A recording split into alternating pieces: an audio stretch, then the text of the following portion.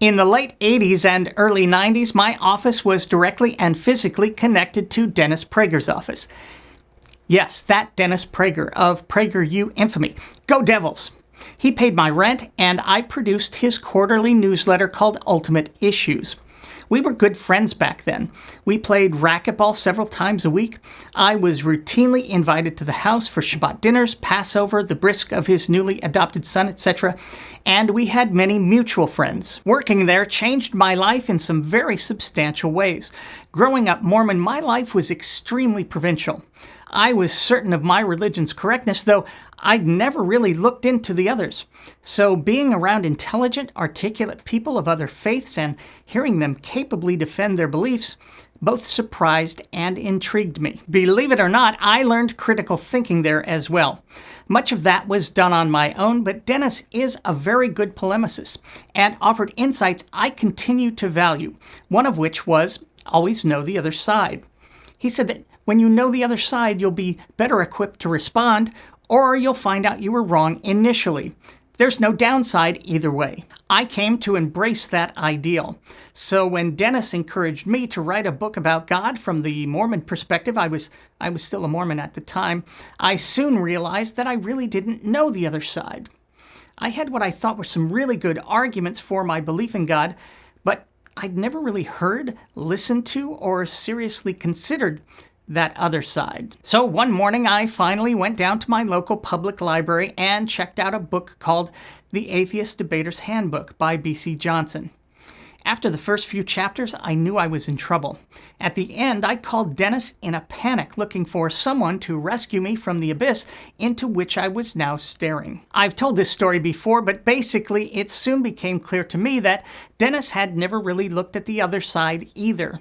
He seemed confused by the nomenclature, which, after just one book, I understood should have been familiar to anyone actively engaged in the topic. At the very least, I could see that Dennis was prepared to embrace arguments I now found defective, and the emotion he put into that discussion helped me understand why. I backed off because I could see how uncomfortable the conversation was becoming for him. And the last thing I wanted at that time in my life was to destroy his faith too. I came to him because the last thing in the world I wanted was to become an atheist, and I thought he could help me find my way back. But he couldn't. As the years went on, he and I remained friends, though I moved out of the office and started working from home after my daughter was born, so we didn't see each other very much from that point on. But we kept in touch and emailed each other periodically. We even sparred a bit when I heard him say things on the radio that I felt demanded another perspective.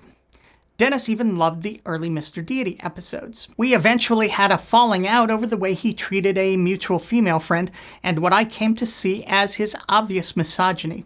But the strangest thing to me, given the 15 years of friendship that continued after I became an atheist, was his utter lack of curiosity. There I was, a good friend whose intelligence was evident to him, he'd told me so, and whose thinking skills he admired.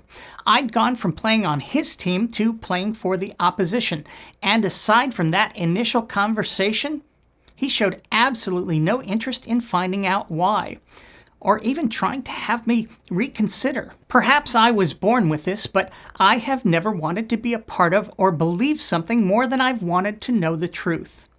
It's inconceivable to me that someone I know in the community, Aaron Ra, Seth Andrews, Richard Dawkins, would suddenly embrace faith without a call, text, or email from me, trying at the very least to understand, if not persuade. I would definitely want to know what I was missing from their new perspective. Maybe that's one of the reasons why Dennis and I ended up on different sides of the coin, and I know how arrogant and self-congratulatory that can sound. But maybe that genuinely is one of the ways life divides us up, into those who want to know and those who don't. They say that facts are stubborn things. They definitely are for some. But nothing is quite so stubborn as a person who doesn't want to know.